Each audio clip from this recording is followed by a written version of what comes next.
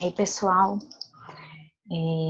continuando aqui, dando continuidade à nossa matéria de controle de constitucionalidade concentrado, vocês me desculpem, a qualidade dos vídeos já não é assim muito boa e agora no finalzinho, nessas últimas semanas, vai estar um pouco pior. Como eu falei com vocês, eu tive que mudar e por conta do trabalho do Lucas, meu marido, a gente teve que mudar nesse momento, não foi possível a gente aguardar, não era viável a gente aguardar o encerramento do semestre da faculdade, então, enfim, que já estava bem tumultuado, ficou um pouco mais. E aí eu estou um pouco improvisada aqui, sem um lugar, sem uma iluminação, principalmente sem uma internet, mas nós vamos dando um jeito aí. Bom, já vou compartilhar a tela aqui com vocês para a gente dar continuidade no nosso estudo do controle de constitucionalidade concentrado. Nós terminamos a outra aula e eu fiz para vocês, propus um estudo dirigido, onde eu pedi para vocês pesquisarem sobre a superação legislativa, ou seja, sobre essa questão do efeito geral e do efeito vinculante, atingir o judiciário e o executivo, mas não atingir o legislativo, que o ministro César Peluso chama de fenômeno da fossilização da Constituição. E aí eu terminei o vídeo falando que quando fala até em não vincular o legislativo, na verdade o que a gente quer dizer é não vincular a função legislativa, o exercício do poder legislativo. E essa função legislativa, de fato, não pode ser engessada, não pode ser vinculada, não pode ser paralisada, sob pena de quebrar ali aquela harmonia entre os poderes, de violar a separação de poderes. Então, o poder legislativo, essa função legislativa exercida pelo Estado, de forma típica pelo poder legislativo, mas também de forma atípica pelos outros poderes, como já vimos, mas essa função, ela continua livre, continua sendo possível atualizar, modificar o ordenamento jurídico, ainda que de forma contrária ao entendimento manifestado pelo Poder Judiciário, pelo STF em controle concentrado. Vamos ver aqui, eu trouxe um julgados e vamos dar uma lida aqui juntos e aí a gente comenta um pouco mais sobre isso. Esse movimento do legislativo de ir de forma contrária ao entendimento manifestado pelo Poder Judiciário é chamado pela doutrina de ativismo congressual, ali em contraponto ao ativismo judicial, que é algo que a gente já falou, já refletiu, ou de superação legislativa, ou seja, através da atividade legislativa, a gente supera aquele entendimento dado pelo Poder Judiciário. Basicamente é o seguinte, o judiciário foi lá, interpretou a redação, no caso nós estamos falando de controle de constitucionalidade, então o STF foi lá e fez uma interpretação conforme a Constituição, ou aplicando o controle de constitucionalidade, pegou o objeto de análise, fez um confronto com o paradigma de controle, com o parâmetro de controle, que é o nosso bloco de constitucionalidade, Constituição formal, mas com todas as emendas, mas mais tratados internacionais de direitos humanos, internalizados pelo procedimento do artigo 5º, parágrafo 3º. Então, assim, o Poder Judiciário, o STF, fez esse controle de constitucionalidade e interpretou e falou se aquela redação, se aquela norma que ele extraiu daquele objeto de análise estava de acordo ou não com a norma extraída, com a norma constitucional extraída da Constituição. Se ele entendeu que é inconstitucional e a função legislativa entende que o resultado daquele objeto, daquilo que estava na lei é necessário, ele pode então ir lá, alterar aquela lei, ou revogar a lei, criar uma nova, ou alterar a redação da lei com o objetivo de fazer com que ela então passe a adequar né, passa a estar adequada à Constituição e para que se obtenha o resultado, a finalidade querida. Quando a gente tem uma inconstitucionalidade formal, né, vamos relembrar que a inconstitucionalidade pode ser formal ou material. Quando eu tenho uma inconstitucionalidade formal, ou seja, eu tive um vício no procedimento de elaboração daquela norma, daquela lei que foi meu objeto de análise, é até relativamente tranquilo de eu fazer essa superação legislativa, porque eu posso, então, repetir, né, aquela mesma norma, aquele mesmo dispositivo legal ou aquela mesma lei, corrigindo aquele vício de formalidade. Se a inconstitucionalidade, por outro lado, foi material, ou seja, o STF identificou uma inadequação do conteúdo daquela norma com a Constituição, aí já é um pouco mais difícil, porque nós vamos ver que nada impede que, mesmo tendo a superação legislativa, ou seja, o Poder Legislativo vai lá e altera a lei ou cria uma nova lei, revoga uma lei, enfim, faz ali uns movimentos legislativos com o objetivo de tentar salvar aquela norma. Pode ser que aquilo seja novamente colocado sob controle, né, do STF e ele entenda que continua havendo o mesmo vício de inconstitucionalidade material. Mas vamos ver esse exemplo aqui. Partidos políticos, direito de antena, acesso ao fundo partidário e ativismo congressual, essa expressão que eu pedi para vocês pesquisarem, né? O plenário, por maioria, julgou procedente pedido formulado em ação direta para declarar a inconstitucionalidade dos artigos 1º e 2º da Lei 12.875 de 2013, que promoveram alterações na legislação eleitoral com o objetivo de restringir aos novos partidos políticos que tenham sido criados após a realização das eleições acesso ao fundo partidário e tempo na propaganda eleitoral. Então, nós temos aqui a legislação eleitoral. Em 2013, o Congresso Nacional alterou a legislação eleitoral e disse o seguinte: novos partidos políticos que tenham sido criados após a realização das eleições ficariam sem direito aos recursos do fundo partidário e tempo de propaganda eleitoral. O que aconteceu? O STF falou que isso era inconstitucional, que mesmo os novos partidos eles tinham que ter acesso sim ao fundo partidário, que essa lei não poderia restringir o acesso dos novos partidos ao fundo partidário e ao tempo de propaganda. Então vamos lá. De início, o colegiado destacou que as disposições ora impugnadas decorreriam de superação legislativa da interpretação conferida pelo STF ao artigo 47, parágrafo 2º, 2 dessa lei aqui. Então, isso já estava previsto, né, na lei, já tinha havido uma interpretação feita pelo STF, e então, com o objetivo de tangenciar essa interpretação do STF, de forçar uma interpretação diferente do STF, eles fizeram uma lei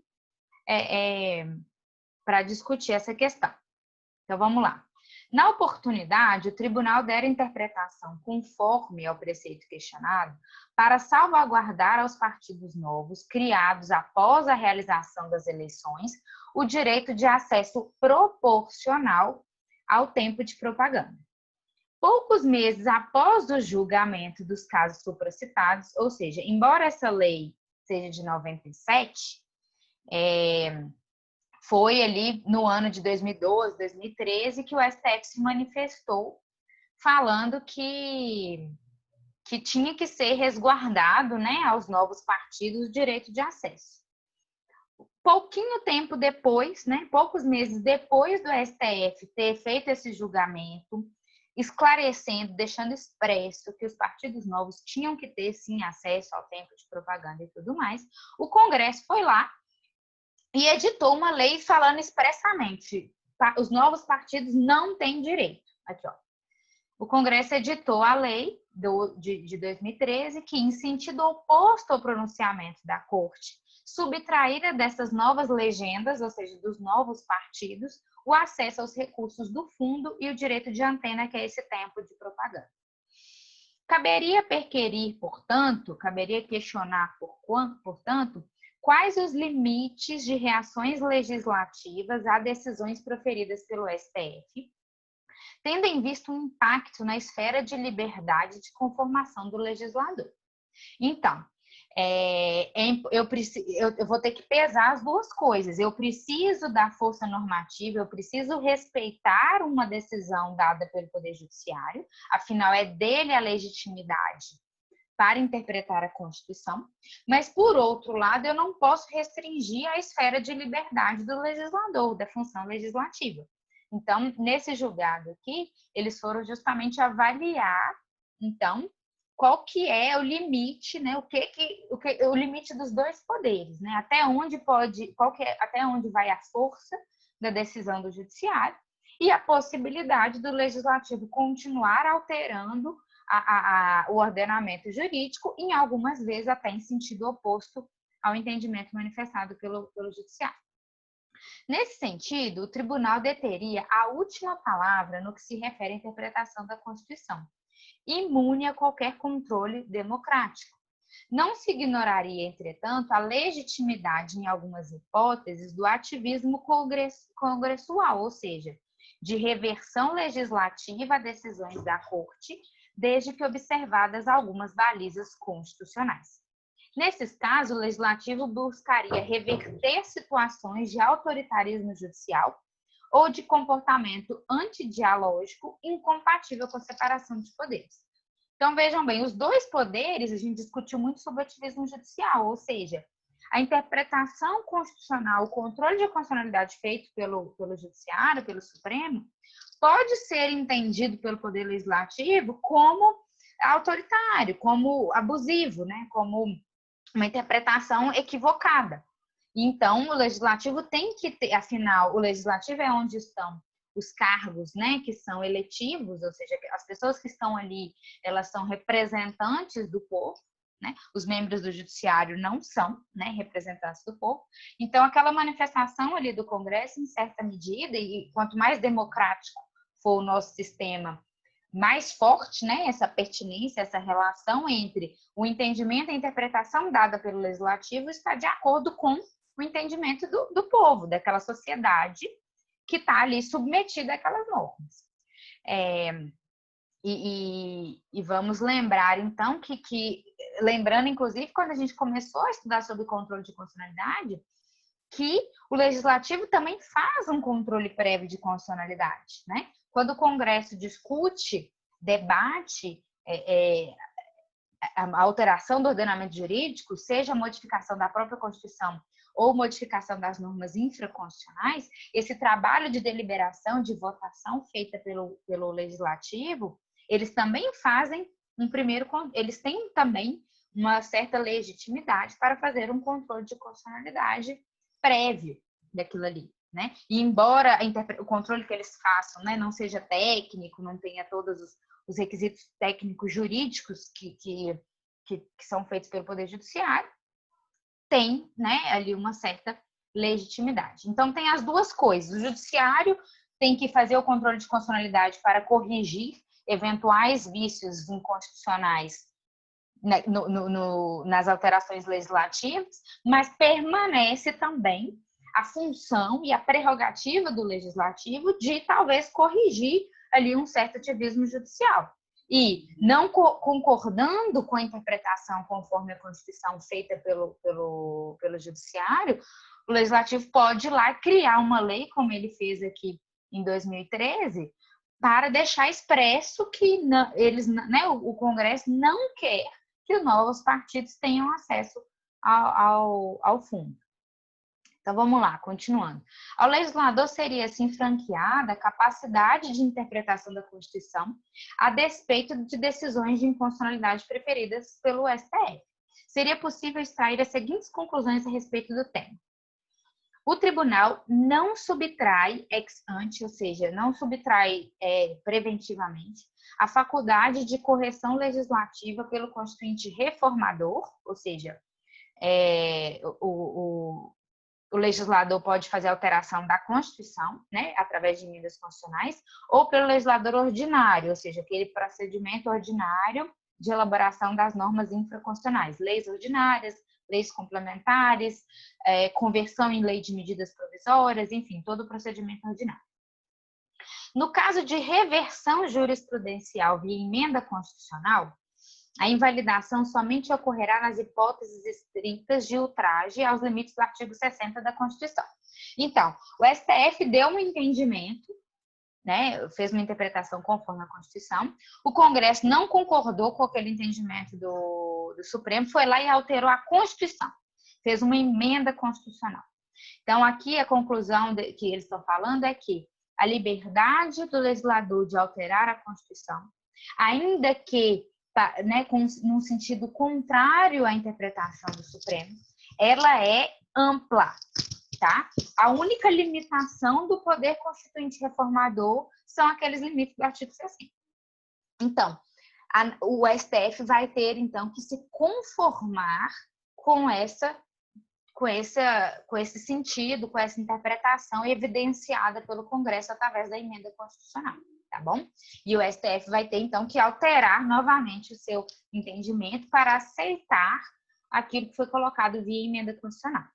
A única forma que o STF poderia bater o pé e falar, não, continua inconstitucional, eu continuo mantendo o meu entendimento anterior, se de forma fundamentada, óbvio, afinal todas as decisões judiciais têm que ser fundamentadas, o STF entender que houve violação, por exemplo, de cláusula pétrea ou do procedimento previsto no artigo 60, tá? Fora isso, se o STF, né, se o judiciário não conseguir fundamentar, não conseguir expressar que houve violação ao procedimento de emenda constitucional ou houve violação à cláusula pétrea, ele precisa se conformar ao entendimento do legislador. No caso de reversão jurisprudencial por lei ordinária, ou seja, o Poder Legislativo vai fazer uma lei ordinária. Aqui, lei ordinária, vamos entender, ordinária, complementar, legislação infraconstitucional, na verdade. Ele foi lá e alterou a legislação infraconstitucional, e essa alteração da legislação infraconstitucional vai em sentido contrário ao entendimento manifestado pelo Judiciário. Excetuadas as situações de ofensa evidente ao próprio texto constitucional, a Corte tem adotado o comportamento de autorrestrição e de maior deferência às opções políticas do legislador. Ou seja, aqui também, mesmo que a alteração seja infraconstitucional, o entendimento do STF ele precisa, então, se autorrestringir, tá? E se conformar ao entendimento do Congresso, tá? Respeitar as opções políticas do legislador. Mas, como eu disse já anteriormente, o STF pode fazer, né, poderá fazer controle de constitucionalidade da nova legislação, né? O legislativo foi lá e alterou uma lei ordinária, uma lei complementar, alterou a norma infraconstitucional para ir no entendimento contrário a uma manifestação, a uma interpretação dada pelo STF. Ok, a princípio, o legislador tem liberdade para fazer isso e o STF teria que se conformar ao entendimento manifestado pelo legislador. Mas ele poderá fazer o controle de constitucionalidade dessa alteração legislativa. E se ele chegar à conclusão que houve violação da Constituição, ele vai poder declarar inconstitucional essa reversão jurisprudencial. Mas vejam que aí a inconstitucionalidade, né, a manifestação do STF, não é no sentido de falar que o legislador não pode fazer uma alteração legislativa contrária ao entendimento do STF. É no sentido de ter sido feito um controle da alteração legislativa frente ao parâmetro e o STF continuar entendendo que continua havendo uma inadequação com a Constituição. Então, vamos lá. Os efeitos vinculantes, então, das decisões proferidas em sede de controle abstrato é qual? É o controle concentrado, né? Não atingem o legislativo, de modo a ser perfeitamente possível a edição de emendas constitucionais ou leis ordinárias acerca do assunto objeto de pronunciamento judicial, tá? Então, aqui, basicamente, estaria a resposta para o estudo dirigido, né? Estaria a linha de raciocínio da pesquisa que eu pedi para vocês para fazerem com relação a qual o limite, né? O que significa dizer que o efeito vinculante vincula judiciário e executivo, mas não vincula legislativo. Portanto, o legislador poderia, por emenda constitucional ou lei ordinária, superar a jurisprudência reclamando posturas distintas na corte, ou seja, na hora que o legislador altera o ordenamento jurídico, né, emenda a Constituição ou altera uma norma infraconstitucional, ele acaba forçando o judiciário, o STF, a interpretar diferente aquilo que ela tinha interpretado. Se vinculada por emenda, altera-se o próprio parâmetro amparador da jurisprudência, né? Porque se ele emendar a Constituição, ele está alterando o parâmetro de controle. Nessas situações, a invalidade da emenda somente poderá ocorrer nas hipóteses de descumprimento do artigo 60. Aqui, basicamente, retomando o que estava no slide anterior. Se, porém, introduzida por legislação ordinária, legislação infraconstitucional, a norma que frontalmente colidir com a jurisprudência do tribunal já nasce com presunção de inconstitucionalidade, né? Porque o STF tinha feito já um controle de constitucionalidade e tinha entendido e tinha manifestado qual que era o seu entendimento, ou seja, já tinha manifestado o que ele entende que é de acordo com a Constituição e o que não é de acordo.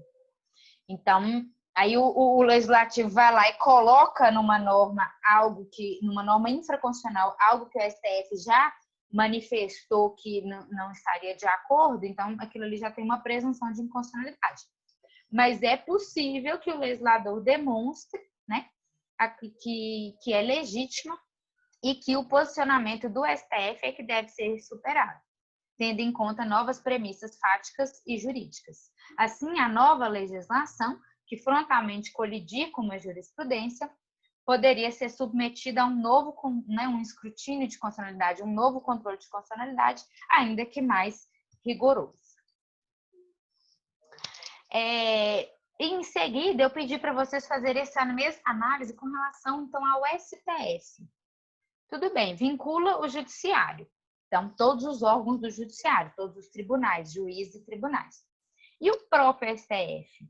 Eu pedi para vocês, né, pesquisarem sobre isso. Ele fica vinculado às suas próprias decisões, ou seja, uma vez que o STF fez o controle de constitucionalidade concentrado, abstrato, fez aquela análise em tese, né, do objeto de análise frente à Constituição, aquilo ali ficou engessado, é imutável? Vamos ver.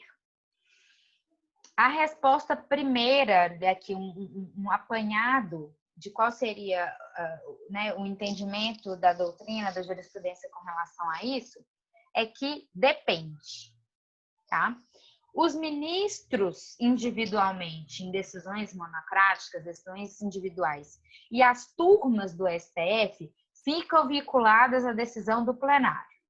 Lembrando que o controle de constitucionalidade, né, nos tribunais, inclusive no STF, ele é feito pelo plenário, ou seja, é aquele conjunto dos 11 ministros que vão decidir, por unanimidade, ou pelo menos por maioria, se aquilo é constitucional ou não. Então, o plenário manifestou. Se o plenário manifestou pela constitucionalidade ou pela inconstitucionalidade, a partir da manifestação do plenário, as turmas do STF e os ministros individualmente, ainda que eles tenham sido vencidos na decisão do plenário, eles precisam aplicar aquele entendimento que ficou decidido pelo plenário. Mas o plenário do STF pode sim, no futuro, existindo razões que justifiquem uma nova análise da tese jurídica, ele pode rever. E aí a lógica é o mesmo fenômeno lá do engessamento do legislativo, da fossilização do legislativo, que o ministro César Peluso aplicou para o legislativo, né? Eu não posso engessar de forma, né, tornar imutável. Eu tenho que permitir que o judiciário também, enfim, evolua no seu entendimento jurisprudencial. Eu posso ter modificações de contextos fáticos e jurídicos, nós estudamos isso em mutação constitucional, né? Seria aquele poder constituinte difuso, que é justamente a possibilidade do contexto fático e jurídico alterar uma interpretação de uma norma constitucional.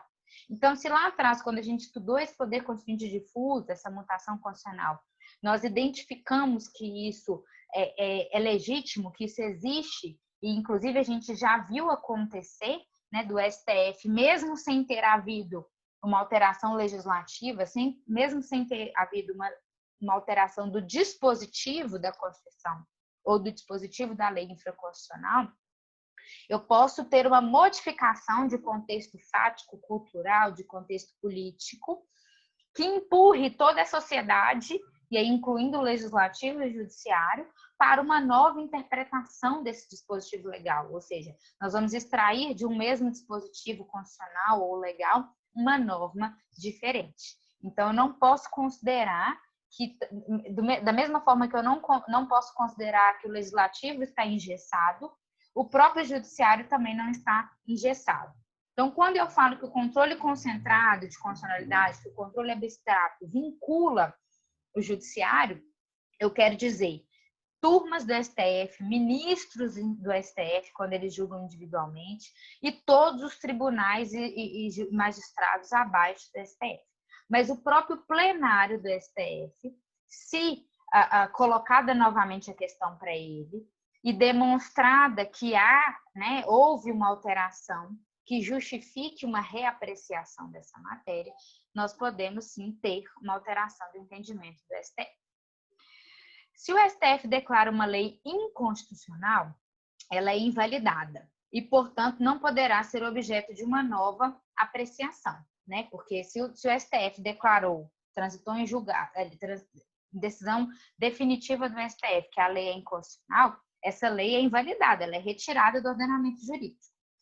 Mas, se uma nova lei, né, se uma nova, com o mesmo conteúdo daquela que foi declarada inconstitucional, vier a ser aprovada, né, se o legislativo, então, atuar, né, tiver aquele ativismo congressual, o Congresso vir e tentar superar esse entendimento manifestado pelo STF, editando novamente, né, o mesmo conteúdo, colocando no ordenamento jurídico de novo aquela norma, o STF pode ser chamado a fazer um novo controle, então, da nova lei, e pode ser que, diante do novo contexto fático, de um novo contexto jurídico, em que a lei que essa norma foi novamente colocada pelo Poder Legislativo, pode ser que o entendimento do STF seja alterado. Agora, se a lei for declarada constitucional, significa que ela continua no ordenamento jurídico com aquela mesma redação, do mesmo jeito que ela foi colocada. Aí, no futuro, o que acontece? Eu posso conseguir levar a questão novamente para o STF, alegando que algo aconteceu, né? Houve uma alteração de contexto fático ou jurídico, e insistir na inconstitucionalidade daquela norma, tá? Mas é claro que vai ficar mais difícil, né, para eu discutir isso, tanto no controle abstrato, ou seja, nos meus recursos, se eu continuo alegando a inconstitucionalidade de algo que o STF já manifestou ser constitucional, é mais difícil. Eu preciso ter um argumento muito bom, muito relevante, de uma repercussão geral muito forte. Eu preciso convencer o judiciário, preciso convencer os juízes e os ministros de que o meu recurso traz um novo contexto fático e jurídico que merece a reapreciação da matéria, né? Ou, em controle concentrado, aqueles legitimados para propor o controle concentrado, primeiro, né, eles vão ter que trazer uma premissa, porque senão o STF vai ler e vai falar, mesmo objeto de análise, mesmo parâmetro, né? Ou seja, não teve nenhuma alteração no objeto de análise, não teve nenhuma alteração na lei infraconstitucional e não teve nenhuma alteração na Constituição, no parâmetro de controle. Então, o STF vai receber aquela ação constitucional, aquele controle concentrado, e não vai nem ler. Vai falar, olha, isso aqui não tem, eu já vou indeferir essa petição inicial, porque isso já foi apreciado pelo STF. Então, assim, no meu primeiro capítulo, né, aqueles legitimados lá da minha ação constitucional, eu preciso convencer o STF, preciso convencer os ministros de que algo alterou que justifique, então, que ele sente de novo e reaprecie novamente a matéria. Inclusive, justamente com relação àquele tema que nós estudamos em mutação constitucional, com relação à prisão em segunda instância, né, a possibilidade ou não da gente já dar cumprimento à pena após o julgamento da segunda instância, sem precisar aguardar efetivamente o trânsito em julgado, vocês acompanharam que isso foi reapreciado pelo STF, mesmo depois de uma manifestação já do próprio STF, e eles mudaram de entendimento novamente. Bom, agora uma outra questão que eu quero colocar para vocês, também estudando qual que é o alcance, né? Quando eu falo, controle concentrado gera efeito para todos, né? Efeito geral, efeito erga omnes, que nós já vimos que esse para todos exclui o legislativo, né?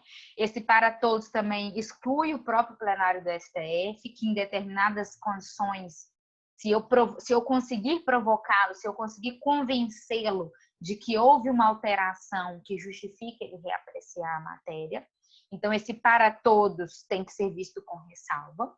O vinculante também tem que ser visto com ressalva, porque o vinculante vincula, mas não engessa o legislativo e também não engessa o próprio Poder Judiciário.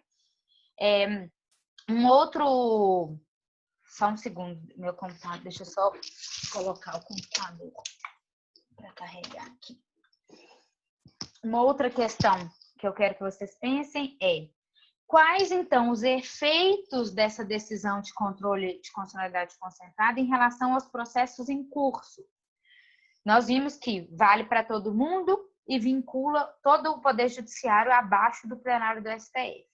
Mas e o que eu faço, então, com os processos que estão em andamento, né? Enquanto o STF decidiu, meu processo, sei lá, já teve contestação, já teve instrução probatória, já está concluído para sentença. E aí, essa decisão em controle concentrado vincula esse processo que já estava em andamento? E, mais importante ainda, e os processos que já se encerraram? Né? Já teve decisão, já teve sentença, às vezes já até transitou em julgado. Como que eu faço? Se é para todo mundo e se tem efeito vinculante, então eu tenho que ir lá e desconstituir tudo isso? Vamos ver. Então, a pergunta é: quais os efeitos da decisão em controle de constitucionalidade concentrada em relação aos processos em curso e em relação aos processos já encerrados? Com relação aos processos em curso, está mais fácil. A aplicação é imediata, tá? Então, a decisão a ser proferida tem que levar em consideração a definição do STF quanto à constitucionalidade e inconstitucionalidade, ok? Processo em petição inicial, já teve contestação, já teve instrução probatória, está concluído para sentença. Às vezes o juiz já fez a sentença, mas ainda não assinou, ainda não publicou, tá? Aquilo ali dentro do gabinete, né? Às vezes ele já fez no computador, mas não imprimiu ainda. Não importa. Se o processo está em curso, né? Se a decisão final daquele processo ainda não foi proferida, a decisão de controle de constitucionalidade concentrado do STF atinge em cheio com aquele efeito geral e vinculante, e então esse processo vai ter que se adequar e vai ter que observar o que o STF definiu, ok? Com relação aos processos já encerrados ou decisões já proferidas, né, quando eu já tenho o processo já está em sentença, já teve sentença, então se já está em grau de recurso, alguma coisa, é que a gente tem aí algumas considerações para serem feitas, e eu trouxe para vocês também alguns julgados. Esse recurso extraordinário, o STF reconheceu a repercussão geral justamente para discutir isso. Vamos ver o que ele reconheceu como repercussão geral. Constitucional, recurso extraordinário, honorários advocatícios negados com fundamento em lei posteriormente declarado inconstitucional pelo STF. Eficácia temporal da sentença, repercussão geral configurada. Possui repercussão geral a questão relativa à eficácia temporal de sentença transitada em julgado, fundada em norma supervenientemente declarada inconstitucional pelo Supremo Tribunal Federal em sede de controle concentrado. Repercussão geral reconhecida. Ou seja, a pergunta que foi colocada para o STF em repercussão geral, ou seja, em controle difuso, foi uma pergunta referente aos efeitos do controle concentrado. Tudo bem, em controle concentrado, a decisão do STF vale para todo mundo, inclusive vincula o Poder Judiciário. Mas o que eu faço, então, com a minha sentença que já transitou em julgado? que aconteceu? Eu tive o meu processo julgado com base em uma lei. Por quê? No momento em que meu processo foi julgado, aquela lei era constitucional. Afinal, todas as leis postas no ordenamento jurídico, nós vamos trabalhar com elas com presunção de constitucionalidade, né? Então, a não ser que venha uma decisão judicial em controle difuso ou em controle concentrado, declarando a inconstitucionalidade daquela lei, ela é constitucional. No meu processo, o que aconteceu? Ninguém argumentou a inconstitucionalidade dessa lei. Ninguém falou nada. Todo mundo, as partes, o juiz, todo mundo argumentaram no processo sobre a vigência daquela lei. E ela foi aplicada do jeito que estava lá escrito, e no caso aqui foi negativa de honorários advocatícios. Entendeu que não cabia honorários advocatícios, porque a lei devia falar que não cabia.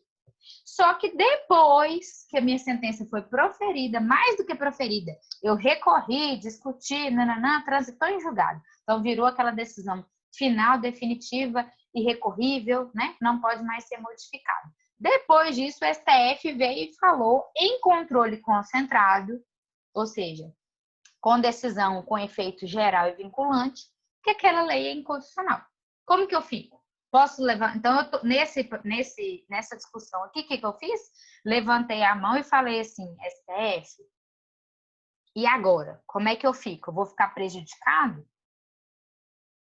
E aí é justamente o estudo dirigido que eu quero propor para vocês, que eu quero terminar esse vídeo. Estou aguardando a definição de vocês, se a gente vai fazer essa atividade, se nós vamos deixar essa atividade como uma atividade em aberto para quem quiser, tá? Mas a minha proposta é que vocês, o estudo dirigido é vocês pesquisarem qual foi o resultado dessa repercussão geral, tá? Aqui está o número do recurso extraordinário, tá facinho de vocês pesquisarem no site da STF, jogar no Google. Eu quero só que vocês tenham esse contato, que vocês parem para estudar essa matéria. Eu quero que vocês vão atrás de saber o STF, qual foi a solução dada pelo STF para os efeitos da decisão proferida em controle de constitucionalidade concentrado, para os processos já encerrados ou com decisões já proferidas, tá? Já deixo aqui para vocês a dica, o STF dá um entendimento um pouco diferente. Se já teve decisão, ou seja, já teve sentença, já teve até recurso de apelação, mas ainda não transitou em julgado, ele vai dar uma solução, né? Ele tem um entendimento de qual vai ser o efeito da decisão do controle concentrado, e ele tem uma outra solução, um outro entendimento quando o processo já se encerrou, ou seja, o processo já transitou em julgado. E então fica aí já eu vou manter a proposta do estudo dirigir, tá?